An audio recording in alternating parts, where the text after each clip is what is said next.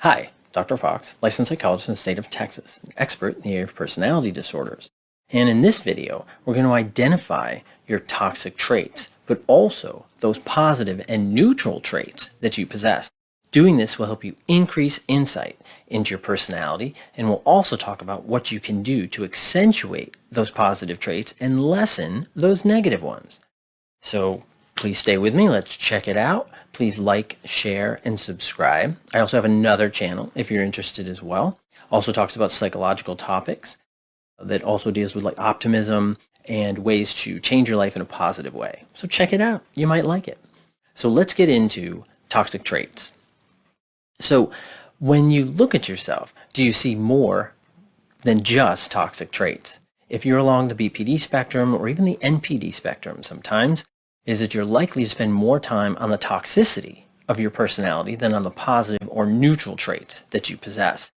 This is typically an exercise to increase your awareness and do things differently, but it's also to protect yourself from future hurts and abuse. If you've watched my other videos, you know I'm not just going to focus on the negative, but the positive and neutral, as well as these traits that are interrelated to form you and your personality. I've created an exercise for you to help you identify not just those toxic traits, but your positive and neutral ones as well. I did not create this list. It comes from MIT, and the link is provided at the bottom of the sheet.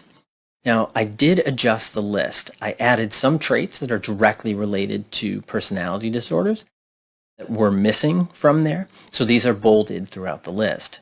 Now, in this exercise, what I want you to do is I want you to go through the list and highlight or mark those traits you feel are very strong or intense in your personality. Don't overly focus on the negative column, which tends to be longer. It is longer. But I think this is because as human beings, we focus more on the saber-toothed tiger than we do on the rose garden. And I get it, right? It's a protective process, survival of the fittest kind of deal, you know what I mean?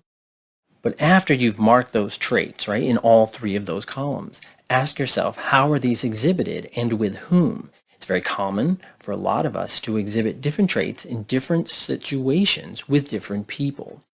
Now, we have to be careful about that unstable self-image that comes with BPD, about defining ourselves in different situations. That's not what we're talking about. We're talking about the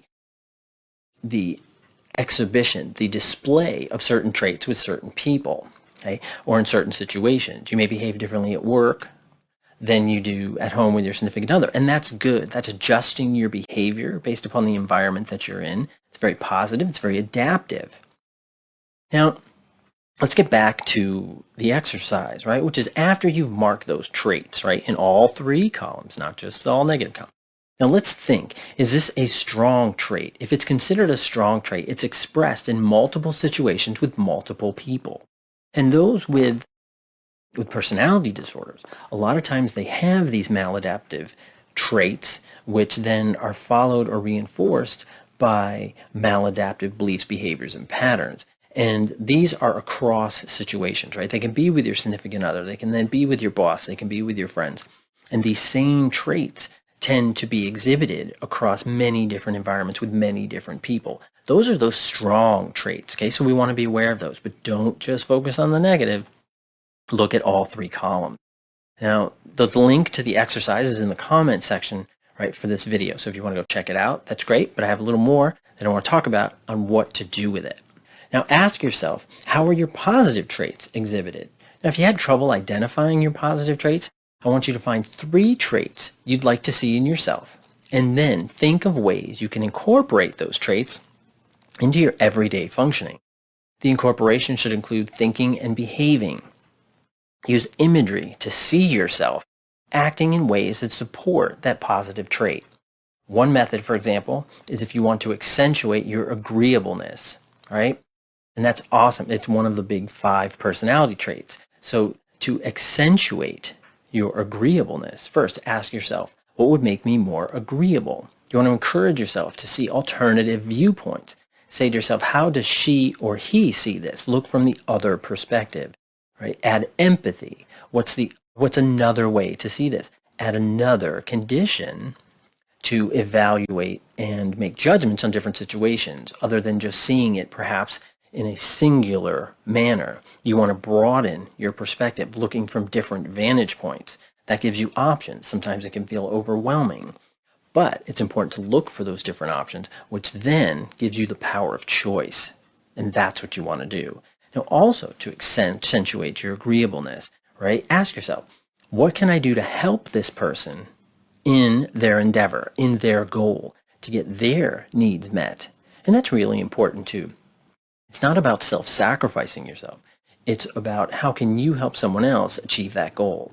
And everybody may not have that same value and belief where then it helps you, but sometimes we have to give and not give to get. And I think that that's really important, is that if you just put it out there, it'll come back to you in time. May not be directly, may not be a week, may not be a month, may not be a year.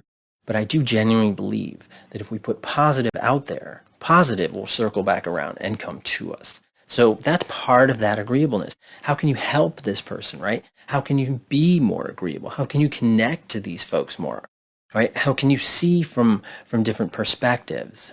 Next, take a deep breath. Say something that supports the other person.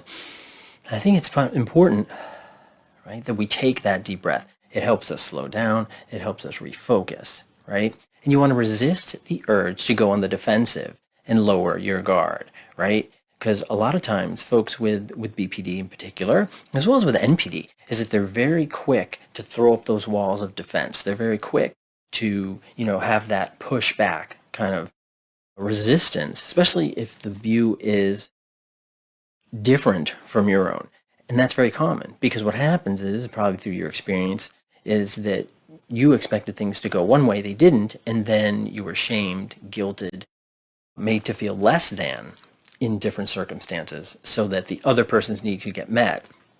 But hopefully you're in a situation where you have greater control now, where you have greater power over your life. And if you don't, then exactly what we're doing here. What are those traits that would give you more power and control in your life? Identify those traits.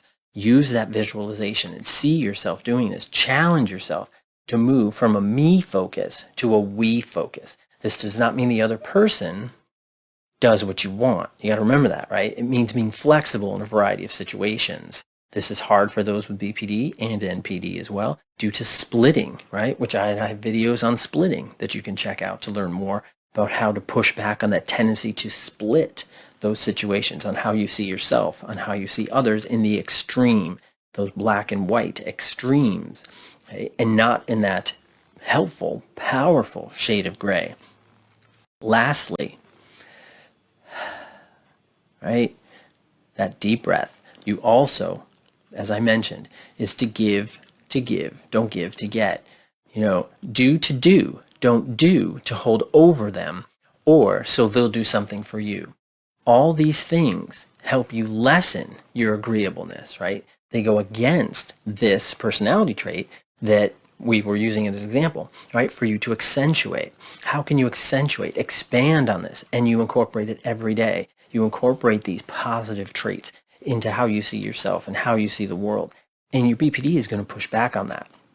And I want you to push back on your tendency to embrace the negative, embrace that negative BPD. You've got to push back on it. Sometimes that means letting people self-select out of your life. And sometimes it means you selecting people out of your life. And sometimes it means you selecting yourself out of someone else's life.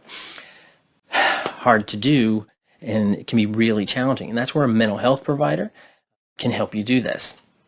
Or if you want to build more on your personality, learn more about how to build insight and enhance your adaptive traits, right? You could check out my workbook if you want. There's a lot of other books out there as well, but you can check out mine that is geared towards BPD, but also building a sense of insight, building a sense of understanding, but doing it in a positive and empowering way. And that's what we need to do. Moving forward, identifying those traits. That link is in the comments section. Please check it out. Please leave any positive comments. I'm trying to create a very positive type of environment. Leave them positive comments about what this experience was like, about you defining those different traits you see in yourself. Don't just focus on the negative. Remember, you've got the neutral and you've got the positive. You may not agree with where those traits fall. That's okay. You don't have to agree. Just identify those traits that you want to see in yourself, that you want to accentuate. That's so, so important. So I hope you enjoyed the video. Like, share, and subscribe. Check out my other channel. That would be great. And thank you for your time and attention. Please be well. Bye-bye.